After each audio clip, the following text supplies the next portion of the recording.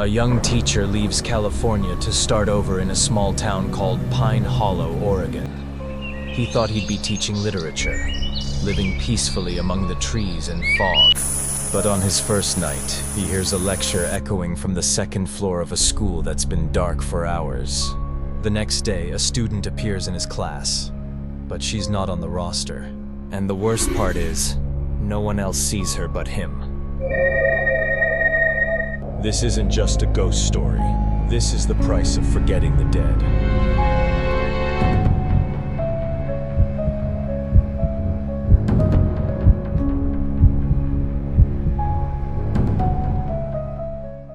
When I graduated from UCLA with a degree in literature, I imagined a life full of books, cafes, and maybe a little fame.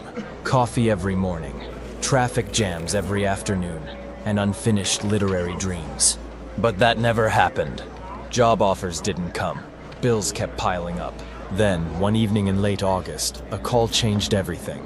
We need a literature teacher, immediately. Free dormitory, 1-year contract.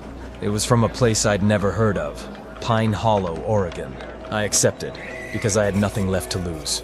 But part of me kept wondering, why the urgency? Why so far away? The bus stopped at a crumbling gas station. Flickering neon, rusted pumps. I was the only passenger who got off. A warped wooden sign swayed in the breeze. Pine Hollow, where the forest whispers. The air was cold and damp, even though it was early September. Everything felt soaked in silence. The trees loomed tall, black pines like ancient statues. And for a second, I felt like I'd stepped out of the world and into a memory that didn't belong to me.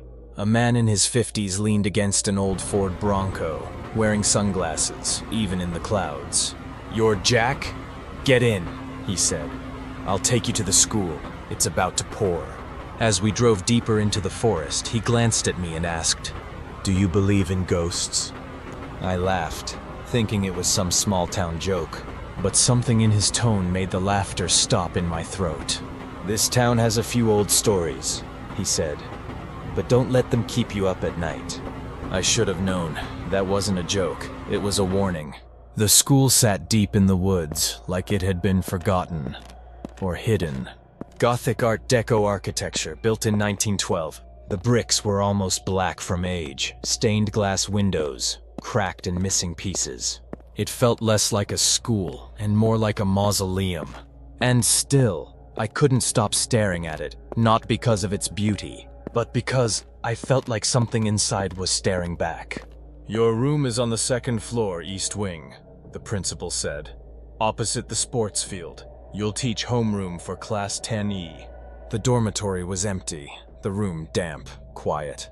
I closed the door and leaned against it, listening to the rain hitting the roof. I didn't know why, but my chest felt hollow, like I'd stepped into a play where the script hadn't been written yet. In the middle of the night, I was awakened by something that didn't belong. A voice, clear, rhythmic, measured. The derivative of x squared is 2x. It echoed from upstairs, not from a TV, not a radio, but from the classroom, the one that should have been empty. I held my breath and listened. There was presence in that sound, alive, real. I stepped into the hallway. No one was there. The darkness felt heavier than before. But instead of running, I walked toward it. Tuesday night, I took a walk around the school grounds after dinner. It started to drizzle. The air smelled of wet pine and old earth. Then I bumped into someone. A woman in a burgundy raincoat, long dark hair over her shoulders, an old umbrella in hand. "You're the new teacher." Her voice was soft, floating, like mist over the lake. I nodded. "My name is Haley," she said. "I used to teach here, literature." Something about her eyes. Melancholy, deep. Like they held things that should have stayed buried. She smiled gently. "Don't stay at school too late," she said. "There are things that don't want to be seen." And then she was gone. No sound, no footprints, just the rain. The next day I found a dusty old lesson plan book in the teacher's lounge. A name was taped to it, Haley Moore, English Literature. My fingers trembled slightly. I could still hear her voice from last night. I asked Ms. Ramirez, one of the older teachers. "Haley?" She looked up, surprised. She passed away 3 years ago. She fell down the stairs, died right here. Then she asked, "Where did you meet her?" I couldn't answer because I didn't know what was real anymore. Class 10E had 33 students. That's what the list said. But on the first roll call, I counted 34. A girl with long hair sat at the back, near the window. She didn't answer when I called names. I asked, "What's your name?" The entire class turned to look, and then burst out laughing. "Are you kidding, sir? The seat's empty." I turned back. She was gone. No sound, no trace. Just that cold pressure on my chest, like the rules of reality were shifting. That night I couldn't sleep. I sat by the window, watching the trees sway in the wind. The pine forest whispered, like voices carried between branches. I thought about Haley, about the girl who vanished. I opened an old leather notebook. What used to be my teaching journal was now a record of fear. Footsteps in the hallway, lights that turned on by themselves, and the scent of jasmine. In a place where no flowers grew. I didn't tell anyone, because I couldn't even believe myself. By the 5th day, I had to know more. I told the office staff I needed curriculum files. Dana, a young assistant, led me to the archives. The basement, no lights. The air was thick with mold and forgotten things. I asked quietly, "Did someone named Haley Moore ever teach here?" Dinah hesitated, then whispered, "Don't look into that." The last person who did left without saying goodbye. I tried to smile, but my heart was ice cold.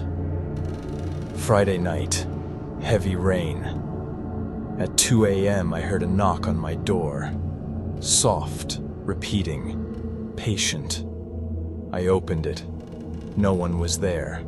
But when I turned around, a piece of paper was sitting on my desk. Old, yellowed, from Haley Moore's lesson book, same handwriting.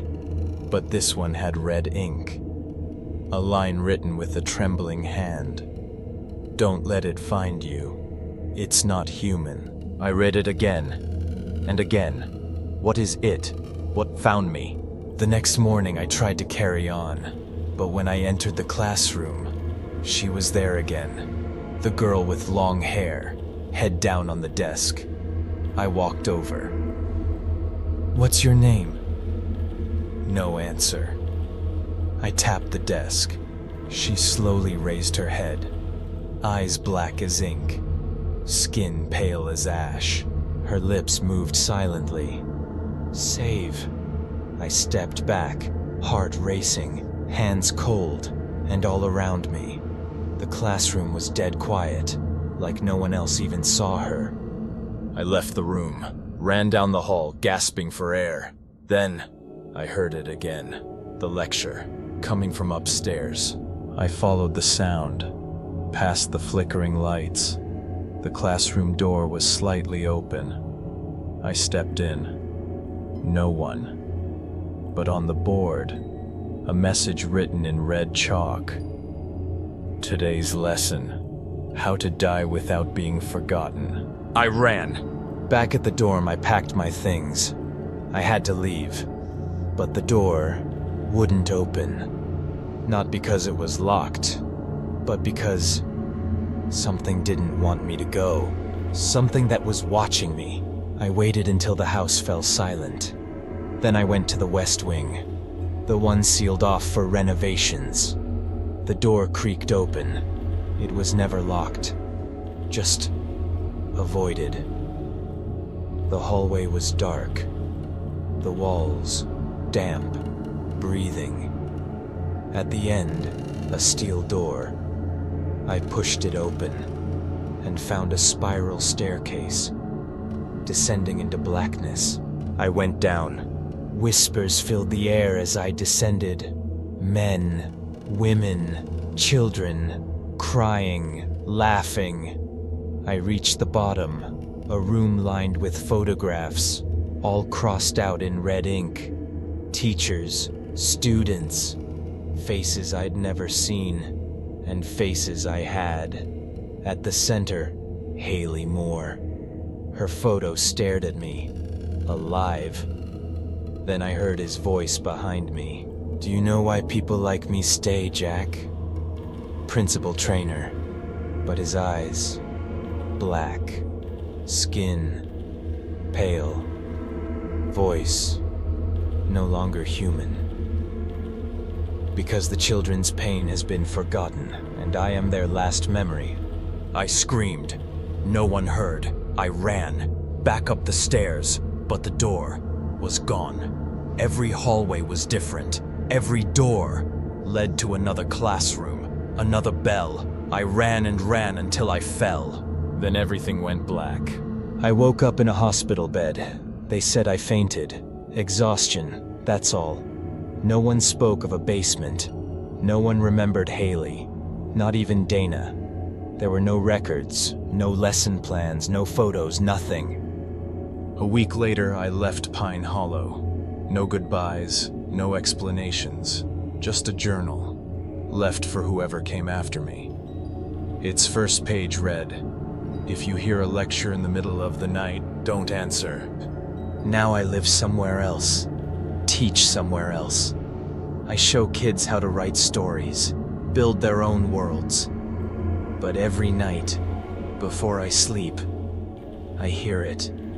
The sound of chalk, scratching against a blackboard. In my dreams, I'm lecturing to an empty classroom. And when I turn to erase the board, it's not my writing.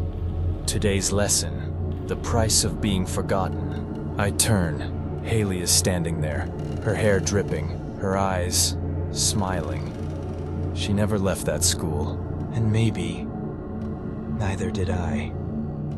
If you ever step into a place where everyone says something isn't right, believe them and leave before that place starts rewriting you as part of its own history.